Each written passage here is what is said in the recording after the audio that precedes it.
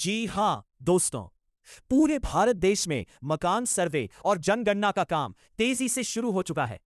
ऐसे में अगर आपके घर पर भी सरकारी अधिकारी या सर्वे टीम आती है, तो आपको घबराने की जरूरत नहीं है। लेकिन हां, सही जानकारी देना बहुत जरूरी है, क्योंकि इस सर्वे के आधार पर ही सरकार यह तय करती है कि कौन व्यक्ति सरकारी योजना का लाभ पाने के योग्य है और कौन नहीं।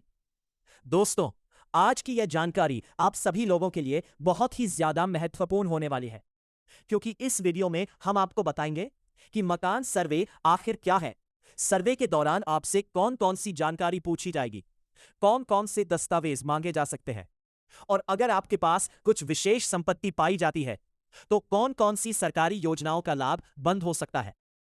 इसलिए वीडियो को अंत तक जरूर देखें, ताकि आपके मन में कोई भी सवाल बाकी न रहे। दोस्तों, सबसे पहले समझ लेते हैं कि मकान सर्वे आखिर होता क्या है। मकान सर्वे एक सरकारी प्रक्रिया है जिसमें सरकारी कर्मचारी या सर्वे एजेंट आपके घर पर आकर आपके मकान, परिवार और आर्थिक स्थिति से जुड़ी जानकारी इकट्ठा करते हैं। इस दौरान आपके घर का प्रकार देखा जाता है कि आपका घर कच्चा है, पक्का है या अर्ध पक्का है। इसके अलावा घर में कितने कमरे हैं, परिवार में कितने सदस्य रहते हैं, घर में कौन कौन सी सुविधाएं उपलब्ध है, इन सभी बातों की जानकारी ली जाती है। इसके साथ साथ आपकी आर्थिक स्थिति का भी रिकॉर्ड तैयार किया जाता है, जैसे कि आपके पास 4 पहिया वाहन है या नहीं, ट्रैक्टर है या नहीं, बड़ी जमीन है या नहीं, सरकारी नौकरी है या नहीं, इनकम कितनी है और परिवार का जीवन स्तर कैसा है।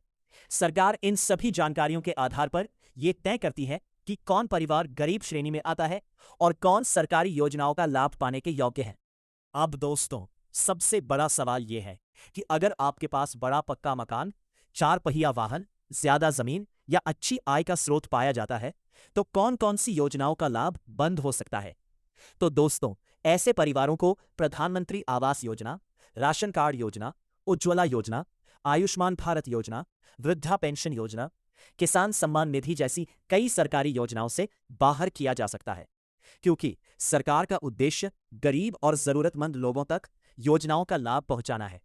अगर आपके पास पहले से ही पक्का मकान है या आप आर्थिक रूप से मजबूत पाए जाते हैं, तो हो सकता है कि भविष्य में आपको प्रधानमंत्री आवास योजना का लाभ न मिले। इसी तरह अगर आपकी आय ज्यादा पाई जाती है या परिवार के पास महंगी संपत्ति मिलती है, तो राशन कार्ड और दूसरी लाभकारी योजनाओं में भी आपका नाम हटाया जा सकता है।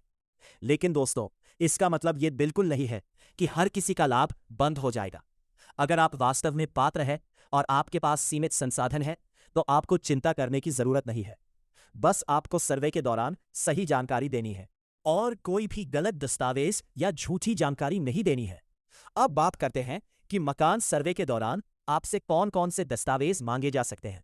दोस्तों, सामान्य रूप से Aadhaar card, ration card, bank passbook, mobile number, जमीन से जुड़े दस्तावेज, बिजली बिल, परिवार पहचान पत्र, आय प्रमाण पत्र और फोटो जैसे दस्तावेज मांगे जा सकते हैं।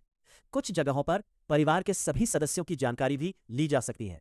इसलिए पहले से ही अपने सभी जरूरी दस्तावेज तैयार रखें, ताकि सर्वे के समय आपको किसी परेशानी का सामना न करना पड़े।